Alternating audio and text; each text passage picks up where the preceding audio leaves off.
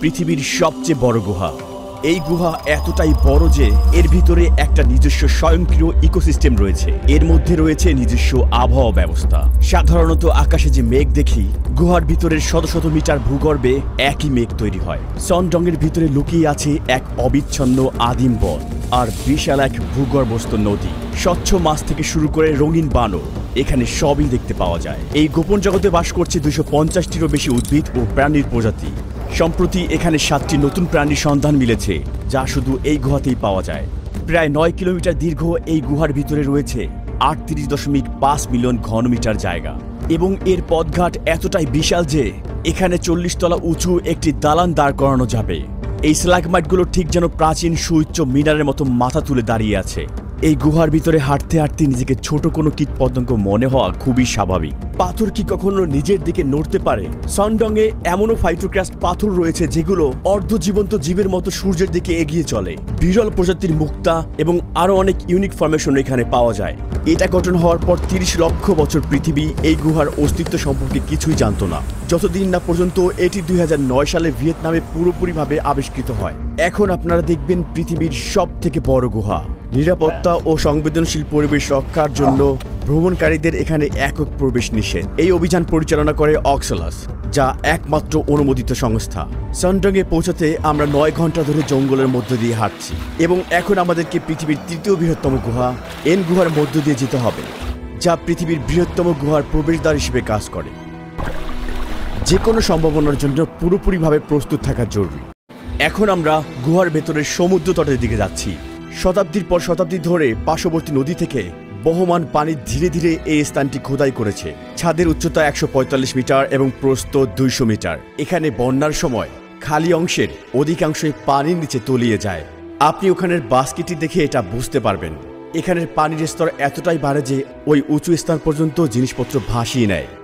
আমাদের সামনে থাকা এই মনোমুগ্ধকর হ্রদে গোসল না করে থাকাটা সত্যি অসম্ভব ছিল। সন্ধ্যা নামার সাথে সাথে গুহার ভিতরে পাখিদের ডাক প্রতিধ্বনিত হচ্ছে। এই গুহার নামকরণ করা হয়েছে ভিতরে থাকা সুইফট পাখিদের নামে। তাদের পা দুর্বল এবং ছোট হওয়ায় তারা মাটি থেকে উঠতে পারে না। উড়ার জন্য তাদের উঁচু জায়গা থেকে লাফ দিতে হয়, আর মাটিতে পড়ে গেলে পাখিটির মৃত্যু অবধারিত। এই পাখিটির ভাগ্য খারাপ ছিল, তাই মৃত্যুবরণ করলো। সূর্যোদয়ের সঙ্গে সঙ্গে আমরা সানডংয়ে যাওয়ার জন্য প্রস্তুত। যদি আমরা এই গুহাটিকে একটি পাড়ার সাথে তুলনা করি, তাহলে সানডং তুলনামূলকভাবে একটি বিশাল শহর। এখন আমরা অন্ধকারে এগিয়ে যাব। আমি ভেবে বিস্মিত হচ্ছি সানডংয়ে আমাদের জন্য কি অপেক্ষা করছে। আমরা হেঁটে আগাচ্ছি আর মাটিতে থাকা পোকামাকড় লাফালাফি করছে। এখানের মাটি শত শত বছরের বাদুড়ের বিষটায় ঢেকে আছে। মাথার উপরে অসংখ্য বাদুড় গভীর ঘুমে ঝুলে আছে, কিন্তু তারা বারবার আমাদের উপর বিষটা ফেলছে, তাই উপরের দিকে তাকানো মোটে উচিত হবে না।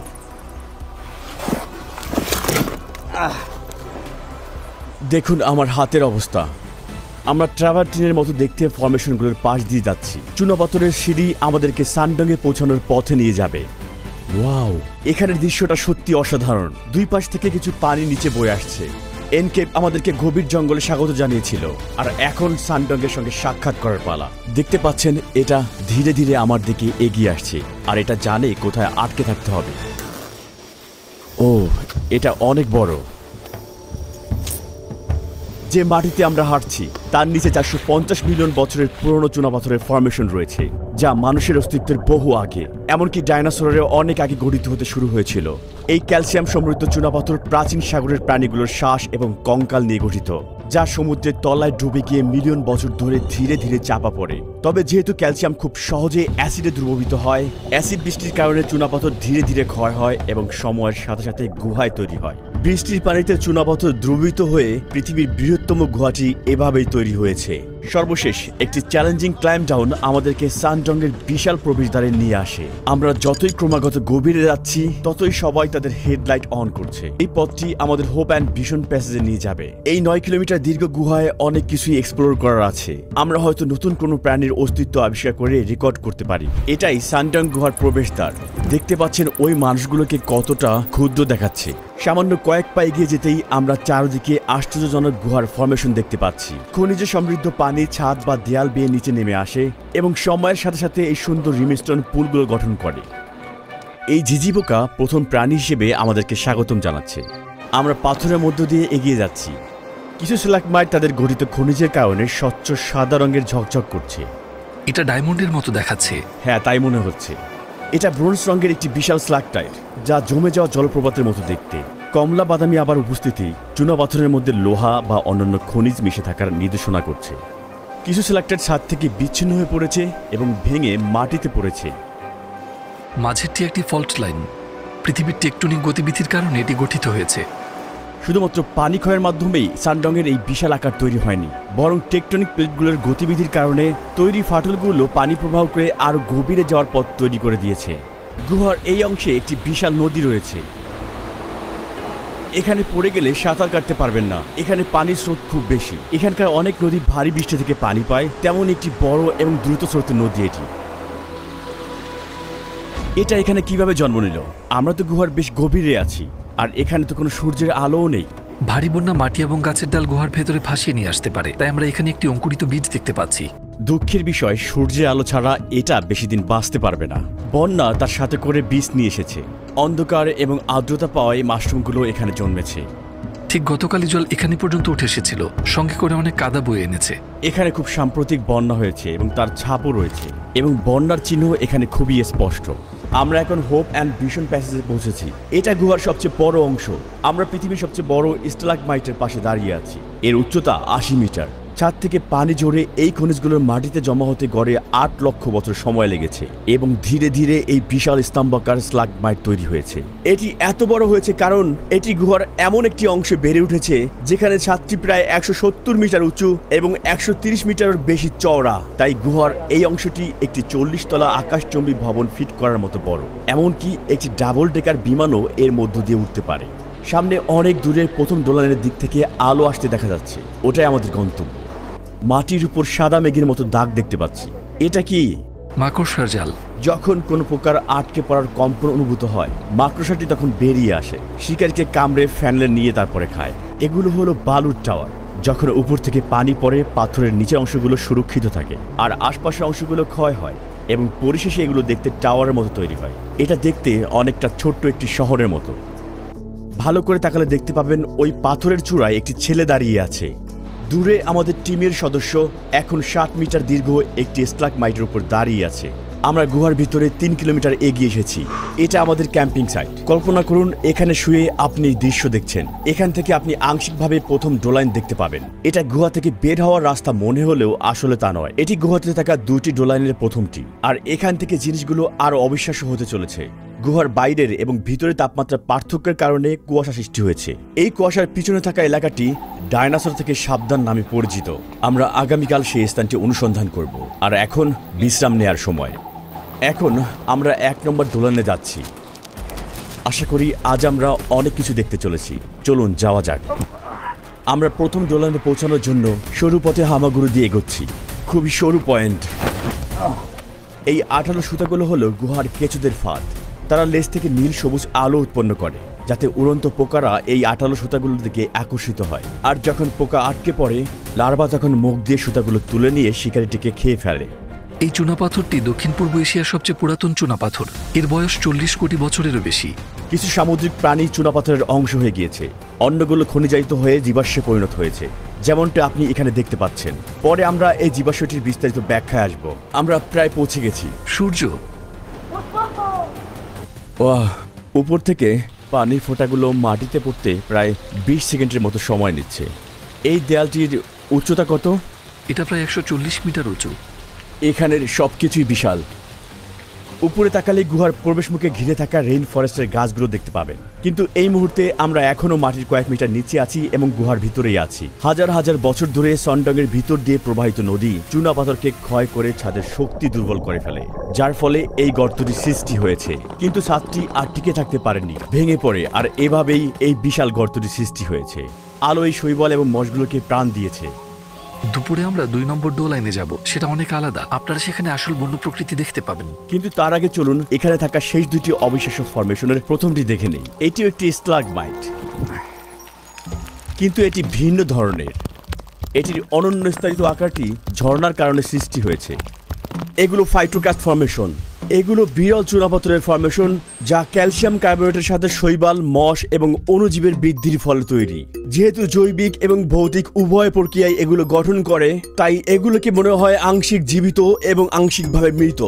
এখানে আপনারা দেখতে পাবেন ফাইটোক্রাস্ট গঠনগুলো সূর্যের দিকে বেড়ে উঠেছে, যেন গুহা থেকে একটি হাত বাড়ানো হয়েছে।